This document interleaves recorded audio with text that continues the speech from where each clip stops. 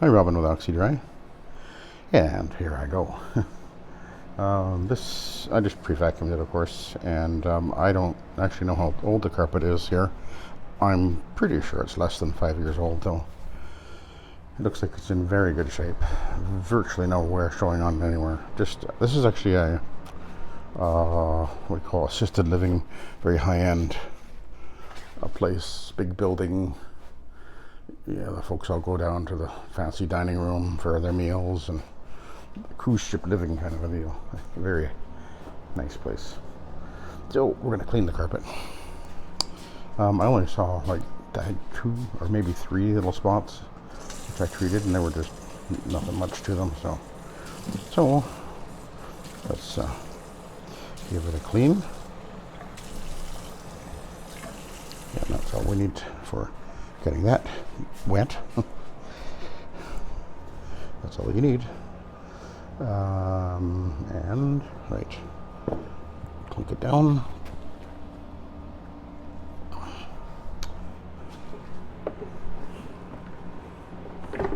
Engage the clutch. There we go.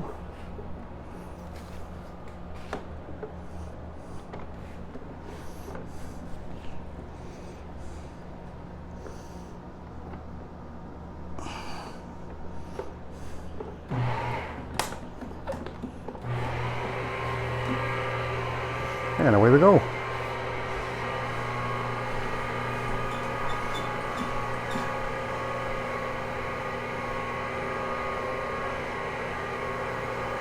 Making sure I get that.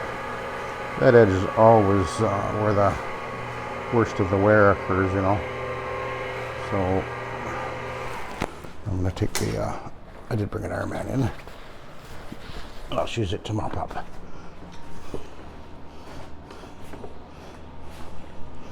There we go. Okay.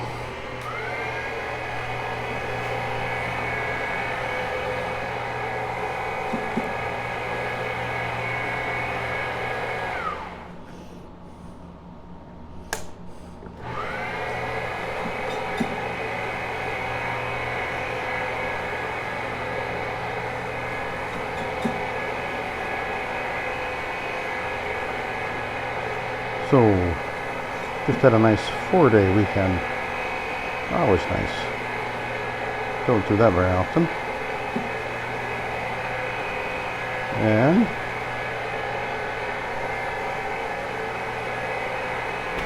yeah, bit of a slow week actually the rest of the week, but then back. I think we're booking like 3 or 4 condos. Actually sent their emails over the last couple of days, so repeat jobs, nice big condo buildings that I do every year.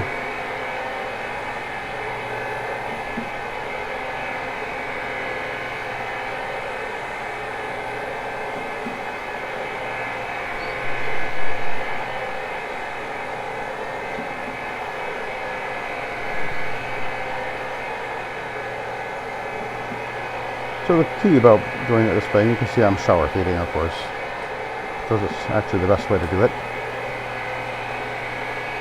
Again, you notice that if you watch on the right side of the pad over here, when I move to the right, you probably see a little splatter come out. Almost every time I go to the right, I'll be applying a little bit, just on and off, basically. Just all you need to do is keep that pad damp. And of course the pad is not getting wet on the top. When you do it properly, you won't have that. That's one of the myths about this shower feeding, that you hear guys that are just kind of ignorant that continually say these things, that they'll tell you, well, you can't do that because you're gonna just get the pad all soaking wet.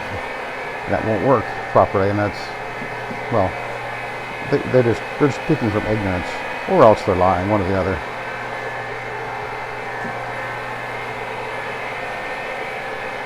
But I've been doing it this way for, well, 30 years without a problem.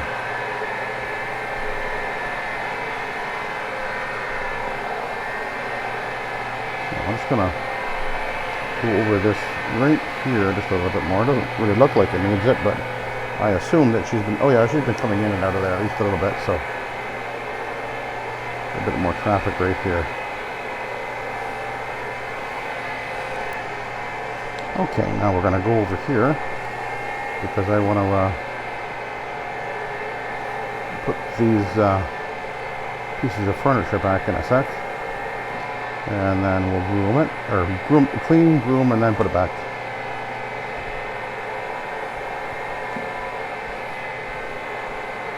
I might as well do where the coffee table sits.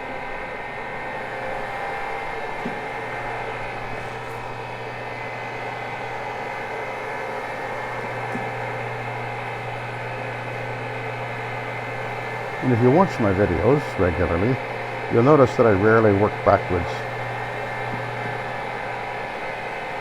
I know a lot of guys do, but I'd rather, it's more convenient to work forward, plus you can see what you're going over as you're coming up to it. You can kind of, you're scanning the carpet constantly while you're doing that, so that you're more likely to see the spots or stains or areas that need more attention.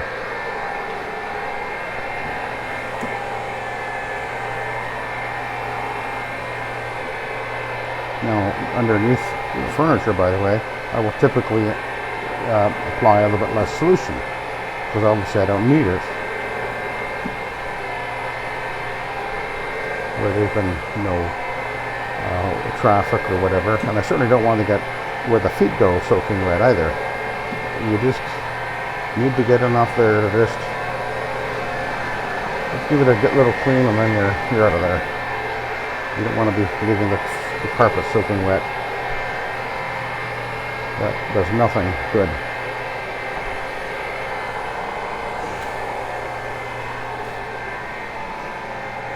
Okay, let's move over here.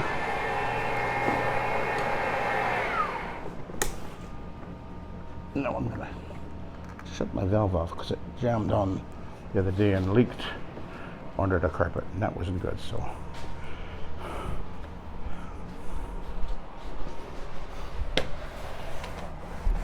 we'll give this a groom.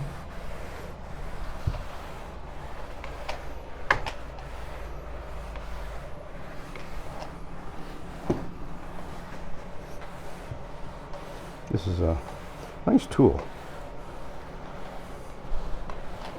One of the nice things about it is it actually has these little wheels on it, so it rolls along really nicely on the carpet, and it has a stiffer bristles and softer bristles.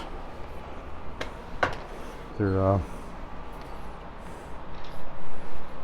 what it's called, rug renovator, and got it from Amazon. They're not cheap though. And it comes with this really bad, the pole comes with this piece of junk. So this is, I went to a paint shop and got one of these telescoping painting poles.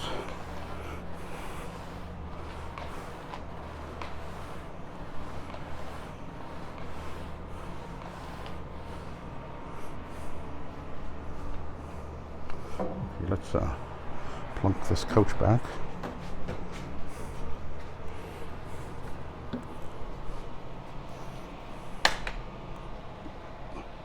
This is a very, very cheap couch. You can be careful with these things. This is a Jisk thing. It's just really a very poorly made thing, so be real careful with them.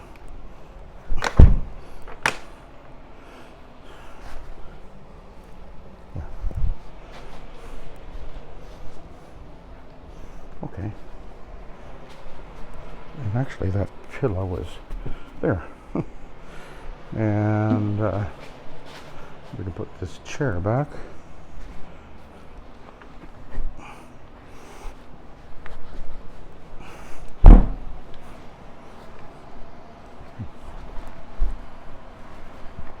There. And there. And we'll put this one back.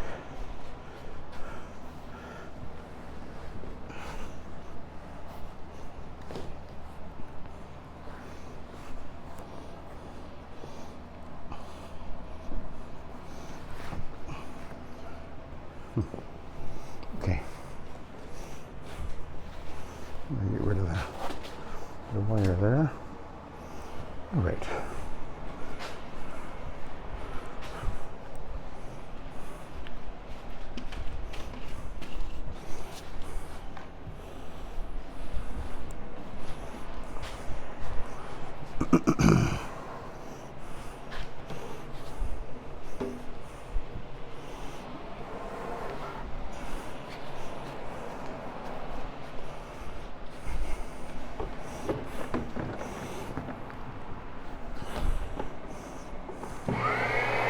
Alrighty, now we shall continue on.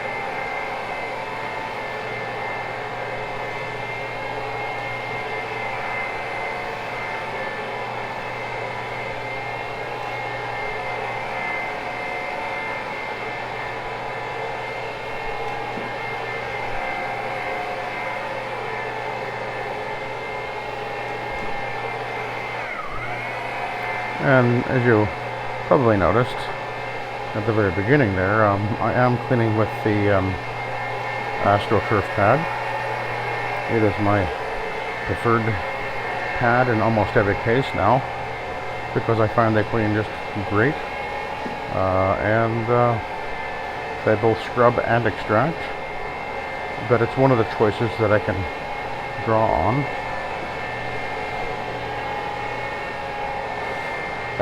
So it's not what I use all the time, but once upon a time, a few years ago, it was all I used.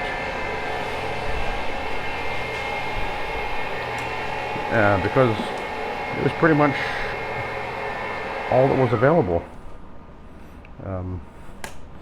Because when I began 30 years ago, we had these available. AstroTurf pads were available, and then there were the loopy, really big, thick, loopy ones, which I never liked. And that was pretty much it. Microfiber did not exist. The cotton ones, the ones that are available now, like the Iron Man, they didn't exist. Didn't have much choice.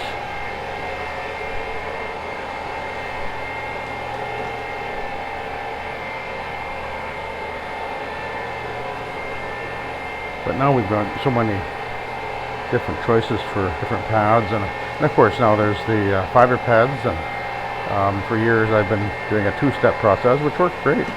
Going over the carpet first with a fiber pad, and then either a microfiber or the Iron Man. And for a long time I never had any of these green stripe pads at all. And then I bought a machine, a bunch came along with the machine, and I was going to chuck them. And then one day I thought, maybe I should just give them a try. The first time I used them actually was on a commercial job, and I realized, hey, these are cleaning just fine. And they always did. I just kind of forgot about them, I guess. And then I managed to pick up another machine, and again it came with some more of the AstroTurf pads. And I bought a couple more as well, and because I realized that I actually really like them. I'm not going to say they're the pad of choice in every case, but I think that what you'll see if you keep watching my videos is that it will probably be the pad that I will be using almost all the time, because I'm really liking them. I'm not saying these other pads out there aren't good, they're great. Iron Man are great, microfiber are great, they all have their place. But it's not to say that there's one is the only one you should ever use. It's nice to have choices. And with the rotary, of course, we have so many. We actually have more choices than if we're using an OP machine. Because an OP machine, although these will work under an OP machine, they don't work as well. I find that when I was using my Orbitech orbital machine for commercial, I was actually using the green stripe pads quite a bit for that.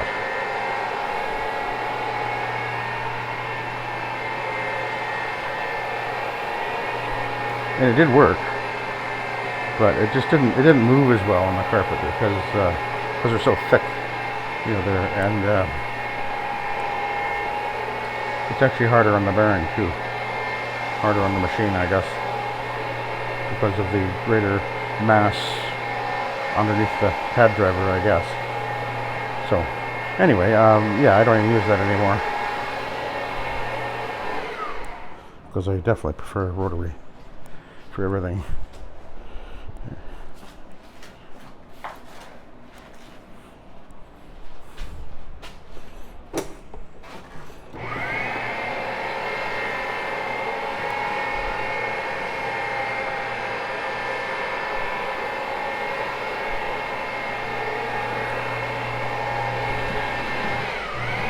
Okay, we've got to get in behind over here because I got to move that freezer back.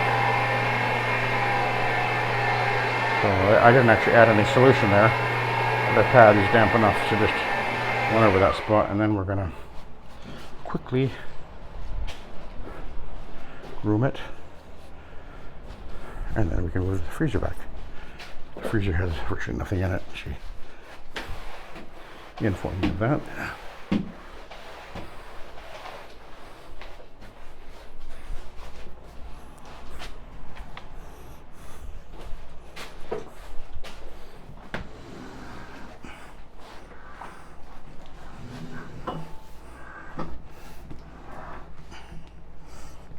Okay, I think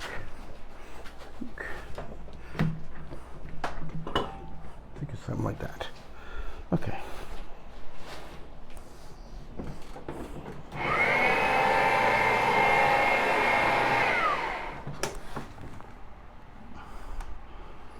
It's weird. I'm getting a drip. It seems to be coming from the left side over here. I can't figure out where it's coming from now. Very weird.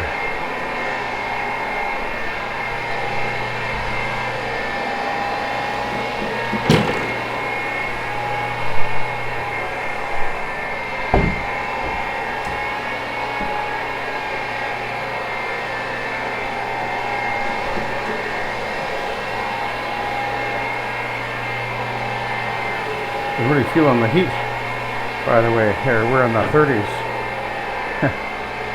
Even though you got the air conditioner on, you can still feel it, you know.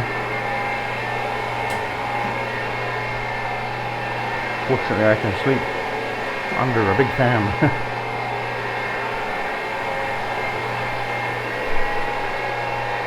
When it gets this hot, we go for a walk with our little doggies first thing in the morning, but that's it. You don't take them out when it's too hot. It's just too much for them.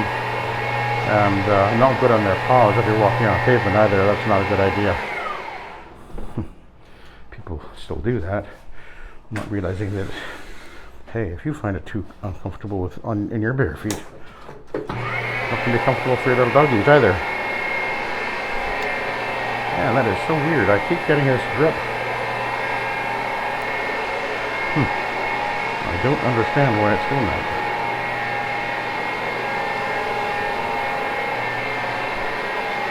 Maybe I better figure that out.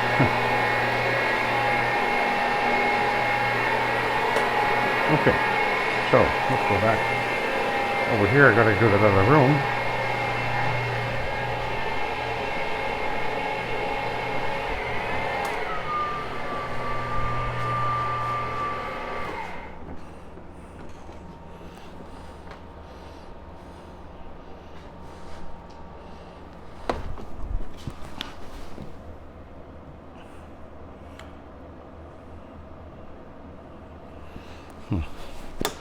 I'm not sure where it's coming from.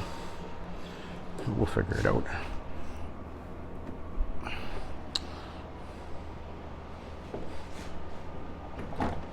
There's, by the way, absolutely no visible soiling on this carpet anywhere. Not a surprise, I guess. It's a very well cared for building too. Even the hallways are kept pristine in this building. Oh.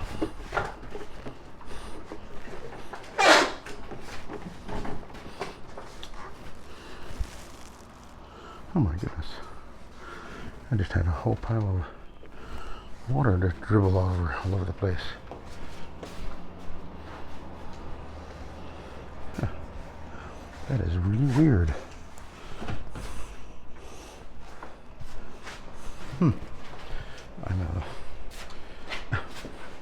I don't even know where that's coming from. Something odd happened in here. There's no water here.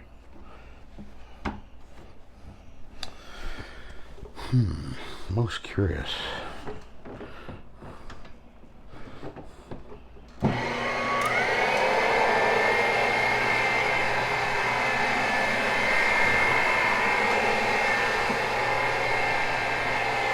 Alright, we'll go over here because I need to get into the corner over there.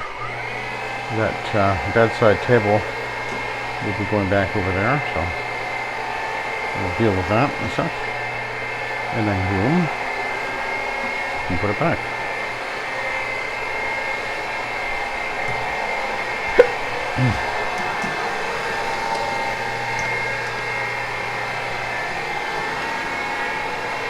Okay, let's get out of here. Now what's curious, by the way, back to my little issue I'm having here, is that if I stop the machine and I turn the valve off, which is down here, then I don't get my drip.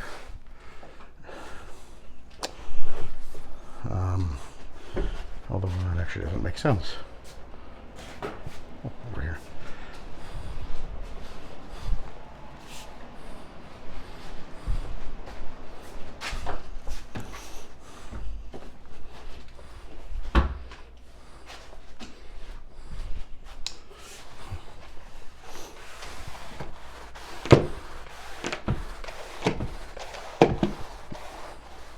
Okay, got behind there.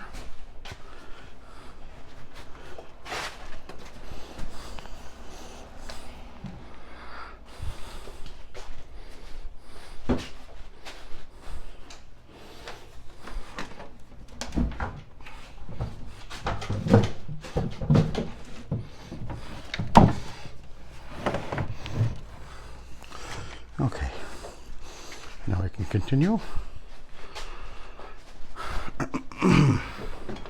Turn the valve back on.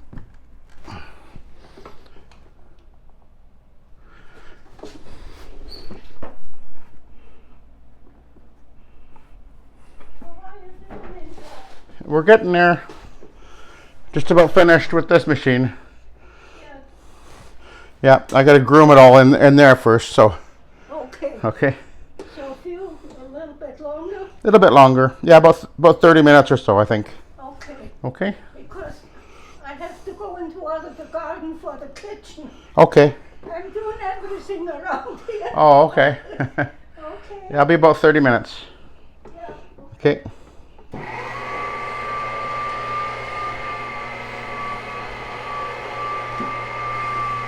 Yeah, I see, I didn't drip. So I'm up. Yeah, interesting.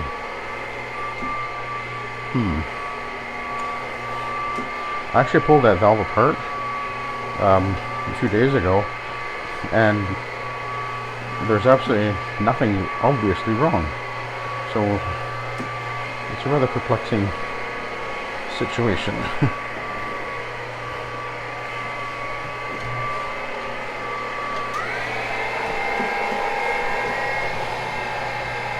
I do have another valve. Maybe I should just replace it.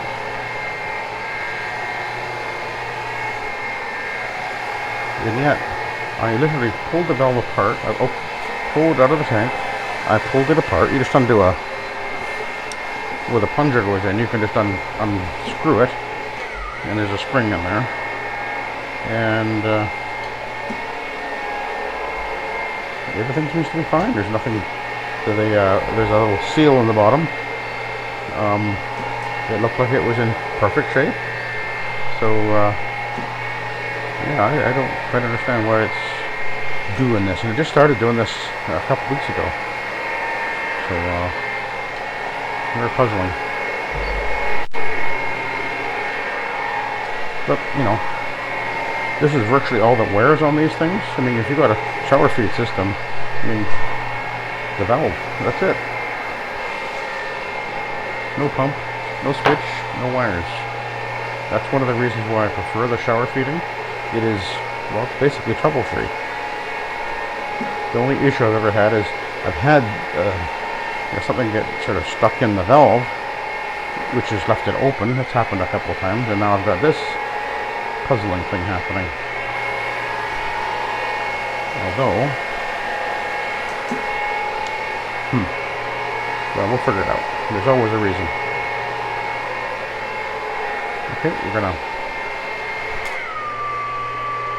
turn around and stop. We'll take a look at the pad. I don't think there's much on the pad because this carpet had really no visible soiling.